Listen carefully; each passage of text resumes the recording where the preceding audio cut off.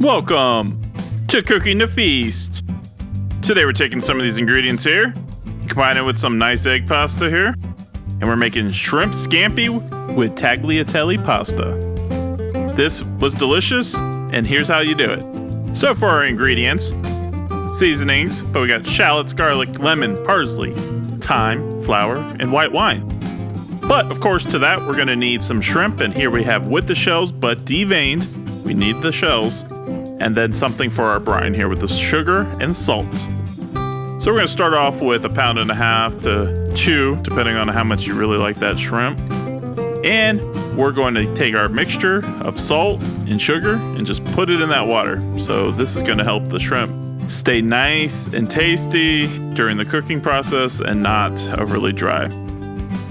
You'll see here we got some shrimp close-ups, and what I'm going to do is remove the shell. So I like these because they're already deveined. Got to get the vein out, but you want to keep the shells. And then of course, once you're done with that, we made this whole brine for a reason. So you're going to take that shrimp and you're going to toss it in that water. While we're doing some of the other cooking process, this is going to have time to actually absorb some of that salty, sugary mixture. And so in the meantime, I mean, this is the most interesting thing, but peel all that shrimp. And again, keep all the shells. So here we go. We're going to peel all these up, and we're going to get us a pile going. You can do without the shells, I guess, if you want to, but it's going to not impart the flavor that we're going to want later on with the wine. So give it a nice stir and set it aside. We'll probably be coming back to that in about 20 minutes. For now, though, here's our pile of shells. Before we get to that, let's finish our prep stage. We're going to take this garlic here, and I'm going to divide it into about half. And so for the first half, I'm going to mince it up real fine. And for the second half, I'm going to put it into more slices here. For the smaller minced pieces here, we're going to press the garlic to get the juices to come out. And then we're just going to give it a nice little chop here. I'm not the best at it, but so you'll just want to finally go over this until you get it to a consistency that you like. Here, as you can see in the time lapse, I'm just slicing it all up, and then I'm going to go back over it and just get it to these small little pieces. So you do you. And then for the second one, for the second half of it, I'm just going to make these bigger slices. I wanted bigger pieces for the texture and to have those big garlic pieces, but I also wanted some small little ones to help get infused into the actual sauce. And so put them all in a bowl here to the side, and I'm keeping them separate on each half. And now let's start our shallot. Been getting into a lot of shallots lately, and we're gonna dice these up very finely. So be careful and get some small little slits into this, and just chop it up just like you normally would do a normal onion. And see, here we get some very, very fine little pieces of shallot. Shallot's a nice little ingredient, and we'll do the other half. If you can't find shallots, which I do recommend, use onion. They do taste a little different. The shallots are probably a little more garlicky tasting, so just adjust accordingly. To this, we're going to add some fresh flavor with the parsley here. So you can use the stems and you can use the leaves here. This is just what I happen to have. It was around the holiday times, so you got to get what you can get. Chop it up real fine because it's going to blend in well with our sauce. You don't want big, huge pieces here because you're just going to have a nice fine sauce, and then you have these huge chunks. So as you can see, I've minced it down pretty well, and we're just going to put this off to the side. You'll see the trend here is that we're doing all the prep work first. I recommend it because this recipe goes by fast once you start it, so you're not going to really have a lot of time to do much else. And then of course, with most seafood dishes, you're going to have lemon. I'm going to cut up one of my lemons to get the juice out, and then the rest I'm just going to reserve for later to, sprinkle over the dish or squeeze freshly on the dish. I'm going to squeeze out some lemon here. I'm going to measure it later, but you're looking for 3 tablespoons of lemon juice here. And I'm just going to continue squeezing. Each lemon's different, so you don't know exactly what you're going to get, but these were very juicy. And here I'm just going to put it off to the side because the next ingredient is the thickener. And so you can use flour, cornstarch, etc. But I'm going to use this Wonder. It's meant for sauces and things like that. It's flour, but it's just meant specifically for this kind of purpose. And then I'm going to add my 3 tablespoons to my 1 teaspoon of the thickener. And I'm going to mix it together and set it aside for now. This is kind of going to really thicken up that sauce so it sticks to the pasta and it isn't real watery. And here, why not take advantage of the extra lemon juice and get it on that board? It helps, it's antibacterial, and it helps moisturize it. And the final ingredient you'll see here is the fresh thyme. You'll just have a few sprigs of that, and then we will move on to the cooking here. I've got 3 different pans here going, but for the main part, it's gonna be a big skillet. I'm using stainless steel just because it's gonna deglaze well. To start this off, let's take a little olive oil here. You can use whatever oil you want, but here's the one I recommend. And we're gonna take those shells. Remember that we put to the side and did not discard? Well, this is why. Because we're gonna infuse this into some wine. But before we do that, we wanna cook them up. We wanna get a nice heat going here. And then they'll turn red, just like the pinkish color, just like the shrimp will.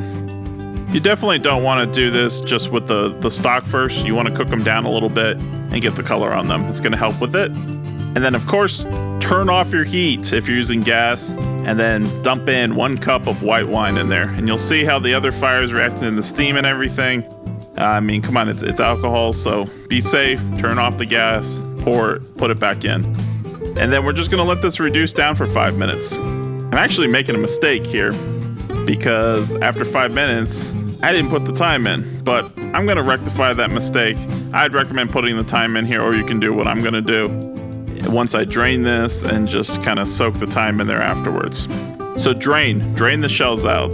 This is all we needed, the shells. It's definitely going to kind of amp up that seafood taste in there. You'll see kind of a scum left onto the pan here. Once you're done pressing out all the juice in there, because some of it stays in there, we're gonna put that aside. Back to that pan again. We're gonna wanna wipe it out because there is some scum that's left over, but paper towels should be able to get most of it out. I mean, it's not gonna kill you or anything, but it will help with a nicer presentation and taste. So let's add a little more olive oil to the pan, and then here's that thyme I was talking about. I forgot to put it in there. I'm just gonna soak it in there and put it off to the side and just slow reduction. While that's going on, I'm gonna add my shallots. So we get the shallots in the pan on a medium heat here. This won't take long, probably a minute or 2 until you start to see them starting to turn a little bit, and that's the translucent kind of color that onions do. And then we're gonna start adding some of our garlic. So the slices, not the minced or the small diced, I mean, but the big slices of it, because they'll take a little bit longer to cook. And then after a minute or 2, let's add in the little pieces, and then give this probably another minute or 2 after that. Don't go too long or you'll burn it here. We're gonna add some black pepper to it. And you can season the taste. I recommend a teaspoon to start with. And then, of course, turn off your stovetop again if it's gas, and let's deglaze with the white wine. You don't need the thyme anymore. It should be infused into the stock. And then, see, this is kind of dangerous, so please turn off your stovetop. And now you'll see that their stock and our garlic and shallots is there. So we're ready to cook our shrimp. This is going to help ensure that they stay nice and juicy because we're cooking them in some liquid here. They're not going to get that direct contact with the bottom of it and get seared and dried out. This is going to allow moisture retention. And so just let them kind of do their thing for a little bit and then flip them over. We're not looking for intense sear marks or anything. We're just really trying to get these cooked all the way through.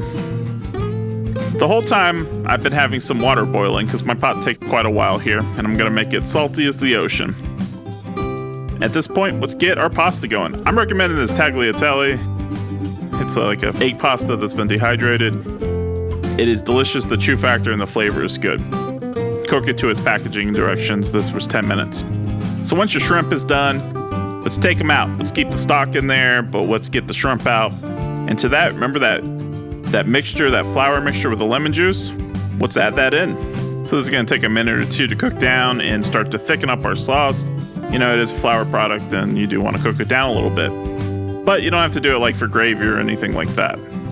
So let's add our butter here. And we're doing half a stick of butter, and we're just gonna get this nice and melted into it. All these different agents in here are gonna help to thicken up our sauce. And then once it is melted and thoroughly incorporated, let's add our pop of color and freshness. There we go with the parsley.